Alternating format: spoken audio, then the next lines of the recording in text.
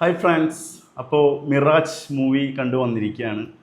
Jithu Joseph സംവിധാനം ചെയ്യുന്ന movie. അതുകൊണ്ട് തന്നെ വളരെ പ്രതീക്ഷയോടെയാണ് പടത്തിന് കയറിയത്. FTFs കാണണമെന്നുണ്ടായിരുന്നു പടത്തിന്. ട്രെയിലറൊക്കെ കണ്ട സമയത്ത് നമ്മൾ ഫസ്റ്റ് ഷോ FTFs എടുക്കണമെന്ന് തീരുമാനിച്ചിരുന്നു. പക്ഷേ പടം ഇന്നാണ് കാണാൻ പറ്റിയത്. ഫസ്റ്റ് ഷോ ആണ് കാണാൻ പറ്റിയത്. പിന്നെ ആസിഫ് അലി, അപർണ ബാലമുരളി ഇവർ ഒന്നിക്കുന്ന സമയത്ത് നമുക്ക് വളരെ പ്രതീക്ഷയാണ്. ഒരുപാട് പടങ്ങൾ ഒരുമിച്ച് ചെയ്തിട്ടുണ്ട്. എല്ലാ പടങ്ങളും ഹിറ്റായിരുന്നു. ലാസ്റ്റ് വന്ന കിഷ്കിന്താകാന്ഡം വരെ. അപ്പോൾ വളരെ പ്രതീക്ഷയോടും അവിടെ തന്നെയാണ് പടത്തിന് പോയത്. ഒരുപാട് റിവ്യൂസൊക്കെ നമ്മൾ കേട്ടിരുന്നു. പക്ഷേ എനിക്ക് പേഴ്സണലി പടം ഒരു തിയേറ്റർ വാച്ച് ഫീലാണ് വന്നത്. പിന്നെ നമുക്കറിയാം ജിത്തു ജോസഫ് പടമാണ്. അപ്പോൾ നമുക്ക് എക്സ്പെക്റ്റേഷൻ വളരെ ഹൈ ആയിരിക്കും. അതുപോലെ തന്നെ ആ പ്രതീക്ഷകൾ എനിക്കും ഉണ്ടായിരുന്നു. നമുക്കറിയാം ദൃശ്യം 2, മെമ്മറീസ്, ഡിറ്റക്റ്റീവ്, പിന്നെ ഊഴം, ഒരുപാട് പടങ്ങൾ ആൾ ത്രില്ലർ മൂഡിൽ എടുത്തിട്ടുണ്ട്. അപ്പോൾ ത്രില്ലർ മൂവി എന്ന് പറയുമ്പോൾ നമ്മൾ എന്താ പ്രതീക്ഷിക്കുന്നത്, ആ എക്സ്പെക്റ്റേഷൻ തന്നെയാണ് പടത്തിന് പോയത്. പടം തുടക്കം മുതലേ എനിക്ക് ഒരു പടം എൻഗേജ്ഡ് ആയിട്ട് തോന്നി. പടം ഒരു ഇൻ്റർവെല് വരെ കുറച്ച് സ്ലോ ബേസ്ഡിൽ പോയി, എന്നാലും നമ്മൾ വെറുപ്പിക്കാത്ത രീതിയിൽ ഫുൾ എൻഗേജ്ഡ് ആക്കി നമ്മൾ ആ ഫിലിമിനൊപ്പം ട്രാവൽ ചെയ്യേണ്ടി നടന്നു. ഇൻ്റർവെല് നല്ലൊരു സസ്പെൻസ് കൊടുത്തിട്ടുണ്ട്. പക്ഷെ പ്രഡിക്റ്റബിൾ ആയിരുന്നു. നമുക്ക് നല്ല രീതിയിൽ പ്രഡിക്റ്റബിൾ ആയിരുന്നു. പക്ഷേ ആ ഇൻ്റർവെല്ലിന് കൊടുത്തുള്ള പ്രഡിക്റ്റബിൾ സസ്പെൻസ് ക്ലൈമാക്സിലേക്ക് നമുക്ക് വലിയൊരു വിരുന്ന് തന്നെയാണ് ഒരുക്കി വെച്ചത്.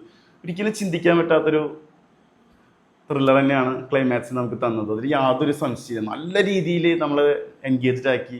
ക്ലൈമാക്സിൽ അവസാനത്തെ 20 മിനിറ്റ് വേറെ ലെവലായിരുന്നു പടം. നല്ല രീതിയിൽ തന്നെ എനിക്ക് ഇഷ്ടപ്പെട്ടു ആ ക്ലൈമാക്സിൽ 20 മിനിറ്റ്. പടം ഒരു one time theatre watch experience ആണ് ഫീൽ ചെയ്തത്.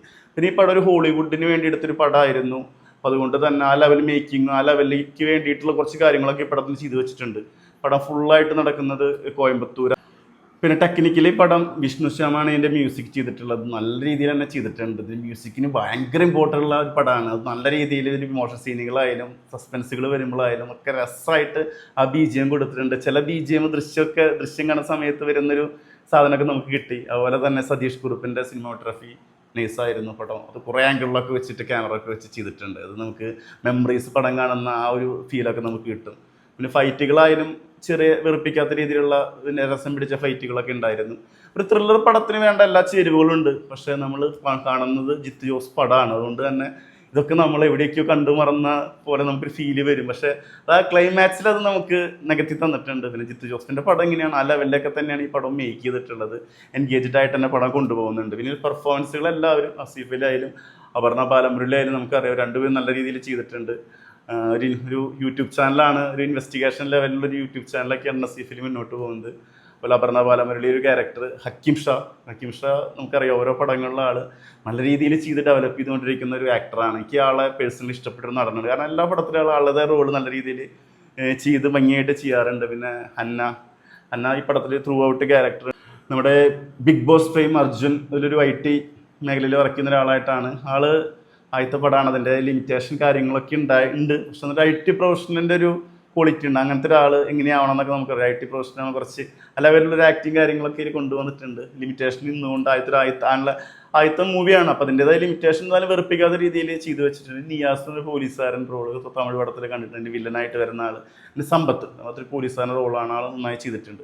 ഇതിലൊരു സംഭവത്തിന് വേണ്ടിയിട്ടുള്ള ഒരു 2-3 ടീമായിട്ട് അത് കിട്ടാൻ വേണ്ടിയിട്ടുള്ളൊരു യാത്രയാണ് ഈ പടം. ഒരു ജേണിയാണ്. ആ ജേണിയിൽ നമുക്കൊപ്പം പോകാൻ പറ്റുന്നുണ്ട്. പിന്നെ അപർണ മുരളിയാണ് ഈ പടത്തിലെ ഏറ്റവും ഹൈലൈറ്റ്. ആളെ പടം തന്നെ പറയാൻ പറ്റും.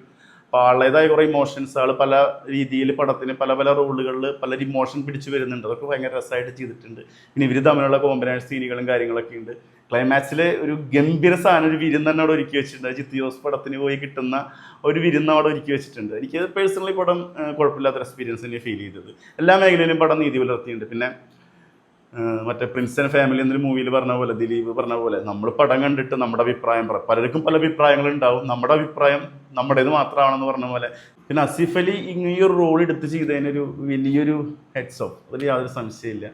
ആൾ നല്ല രീതിയിൽ തന്നെ ചെയ്തിട്ടുണ്ട്. പ്രത്യേകിച്ച് ഒരു നായികയ്ക്ക് ഇമ്പോർട്ടൻസ് ഉള്ള ക്യാരക്ടർ എടുത്ത് ചെയ്യുന്ന സമയത്ത് ആൾ പെടുത്തു വന്ന പടങ്ങളൊക്കെ നമുക്കറിയാം. അതൊക്കെ നല്ല രീതിയിൽ ചെയ്തിട്ടുണ്ട്. പിന്നെ ആളുടെ പെർഫോമൻസുകൾ അറിയാം, ആളുടെ ഇമോഷൻസ് അറിയാം, ആളുടെ ഫേസിൽ വരുന്ന ഒരു സംഭവങ്ങളൊക്കെ ഉണ്ട് ഈ പടത്തിൽ. അതൊക്കെ എല്ലാ പടത്തിലും ചെയ്ത പോലെ ഭംഗിയായിട്ട് ചെയ്തിട്ടുണ്ട്.